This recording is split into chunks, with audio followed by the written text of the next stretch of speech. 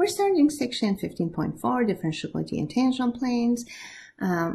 First we discussed tangent planes, then approximation with tangent planes, then differentiability and total differentials. So what you remember from calculus of one variable, we had tangent lines, right? And then we discussed in the previous section, we discussed tangent line to special curves, namely the cross sections of the surfaces with XZ plane or YZ planes, and now we can cross section any direction, and there are multiple curves coming to a point on the surface. So how do we discuss those? Let's do tangent planes now. Let P be a BC be a point on the surface S defined by Z equal to f of x and y. The tangent plane to the surface S at the point P is a plane containing tangent lines to every curve on S passing through P. So this one basically contains all the tangent line possible that goes through of all the curves that possibly can go through point P. So let's look at the picture. So you can see that all the tangent line, whatever the curve is that goes past through P on the surface, the blue surface is the graph of the function z equal to f of x and y, and you can see that there are the light blue curves going through point P, and so the tangent plane is the one, if it exists, is the one that contains all those tangent lines at P to those curves. And it turns out, as tangent lines were the best approximation to the value of the function, best linear approximation to the value of the function, and tangent planes are the best linear approximation to z equal to f of x and y near P, just like the tangent line to the graph of function y equal to f of x. Equations for tangent planes. Now, first thing to do is, what are those tangent planes, right, if they exist? The tangent plane to the graph of f of x and y at the point P, A and B and C contain the two tangent lines through P with direction vectors, 1, 0, f sub x of A and B, 0, 1, and f sub y of A and B. So if the tangent line exists, again, the two vectors that we discussed in the last section that were on the tangent lines to the two curves in the direction xz and yz in the cross section parallel to xz and yz, the two curves, these two curves are supposed to be on the tangent plane. So when I know two vectors, I'm sorry, I said curves, two vectors on a tangent on a plane that are not parallel to each other, and these two are not parallel to each other, very obviously, what you do to find the equation of the plane, and we have a point in there, we find the normal vector by cross-producting these two vectors. If you cross-product these two vectors, so here's the cross product over here by setting up the determinant of ijk, first vector, then the second vector, and the third row. This is going to end up with, let's say, I have to cover up the first row and the first column and find the determinant of what's remaining, which is going to be 0 minus determinant. I start expanding by first row I, and then I have to cover up the first column and the first row, and what is remaining is 0 minus f sub x. So it's minus f sub x of a and b times I. Then minus, then cover up, we're expanding this time j, cover up the second column and the first row, and you end up with 1 times f sub y, so minus f sub y of a and b times j. Then expand by k, and at k you end up with the matrix 1 0 0 1, which is going to give you 1, and so k. So the cross product of the two and the normal vector is negative f sub x of a and b, negative f sub y of a and b, and 1. So this is one normal vector.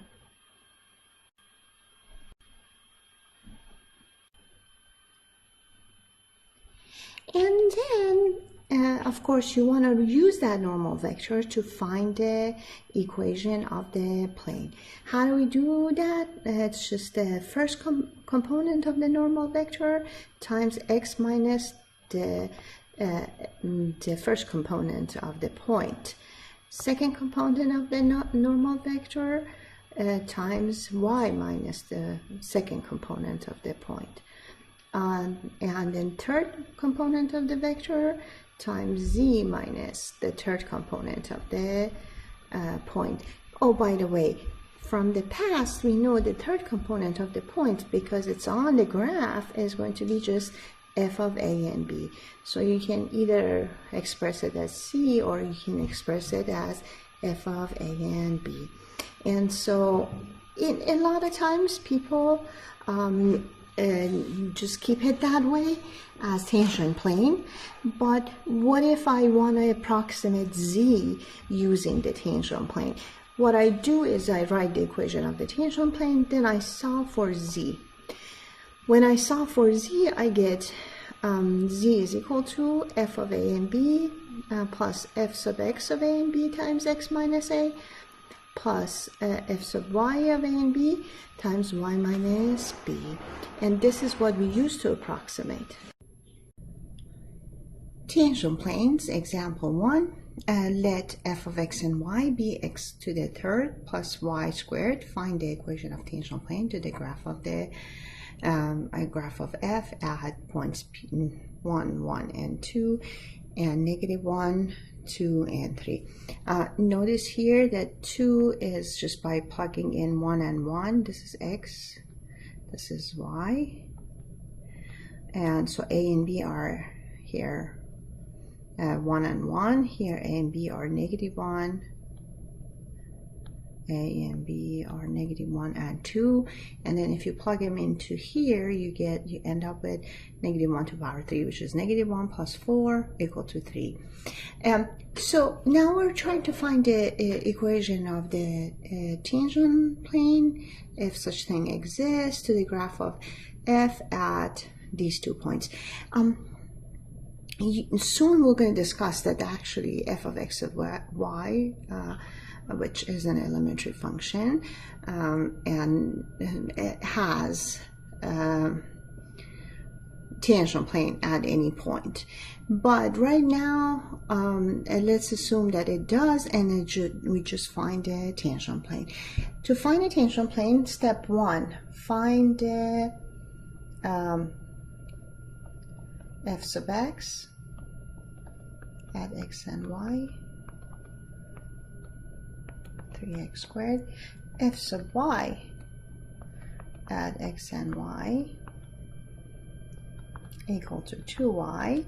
Now let's try to find the vector in the direction of tangent. The normal vector for the tangent plane, that would be, we have to evaluate. So let's evaluate both for 1, 1, and 2, which gives us f sub x of 1 and 1. Plug in 1 in here to get 3. F sub x of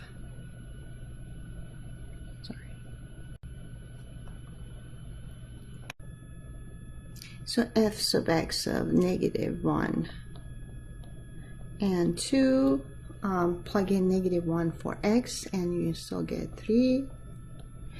Now let's find f sub y, add 1 and 1. So plug in 1 for y and you get 2. Find f sub y of -1 and 2. And you get 2 times 2, which is 4. Now let's find the normal vector for the tangent plane. That would be -3, -2, and 1 for the first tangent plane. And the second tangent plane, it would be -3, -4, and 1. Now tangent line in the first one for this is going to be -3 x minus 1 minus 2 y minus 1 plus z minus 2 equal to 0. Tangent plane for the second one is going to be, for this point, -3 x plus 1 minus 4x minus 2 plus z minus 3 equal to 0. And then you can solve for z and find z equal to a function of x and y for both of them. And you see that there are different tangent planes. One other thing that is worth mentioning is that what we did is we found the partial derivative with respect to x, we found partial derivative with respect to y, but to find the tangent plane we had to plug in value a and b in them basically. So you can write a tangent plane as z equal to f of a and b plus 3x squared times x minus a. This is not a plane, plus 2y times y minus b. Again, these are not planes, these are surfaces, and they're different from planes. For planes you have to plug in a and b in them, and you can solve like we've done here, or you can keep it the way that we had before, as solving for z helps you approximate using tangent planes. So this story that I keep saying, if the tangent plane exists, what is it about?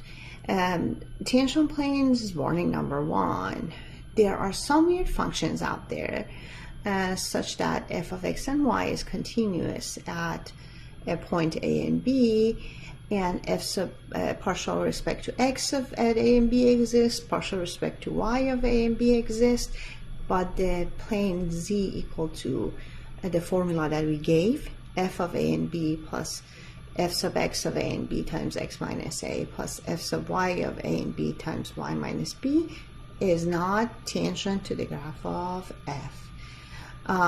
We're going to give you an example soon. That's example 4.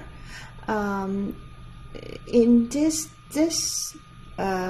sort of behavior, there's no analogous for functions of the one variable, and it does not happen for elementary functions, polynomial, rational functions, trig, log, exponential functions.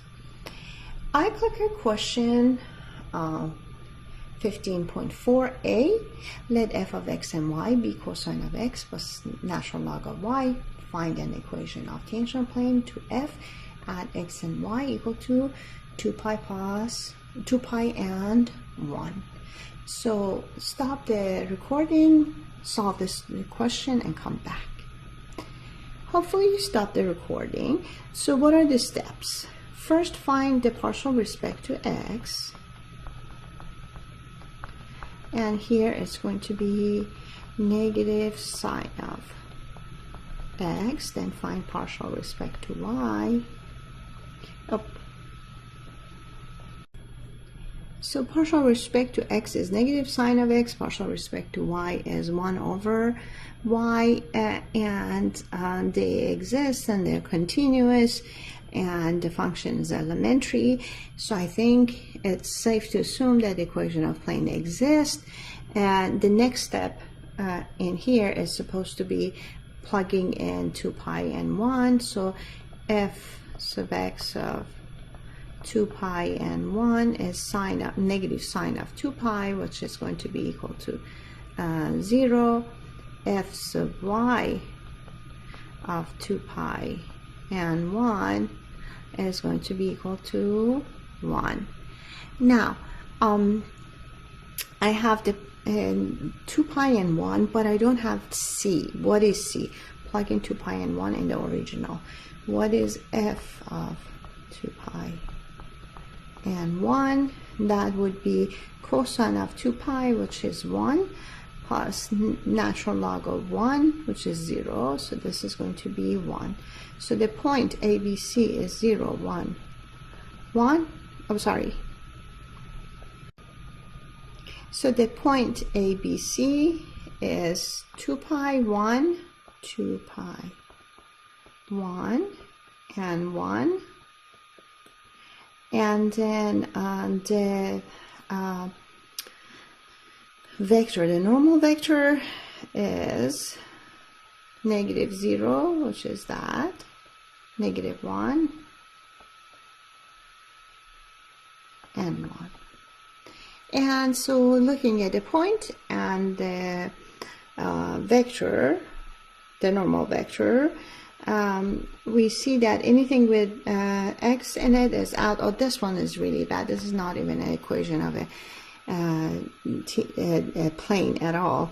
It has sine of x times x minus. And so I see that there is supposed to be, basically, the equation is supposed to be negative y minus 1, because 0 times x minus 2 pi goes away, plus z minus 1 equal to 0, and that is z equal to y. A is the answer.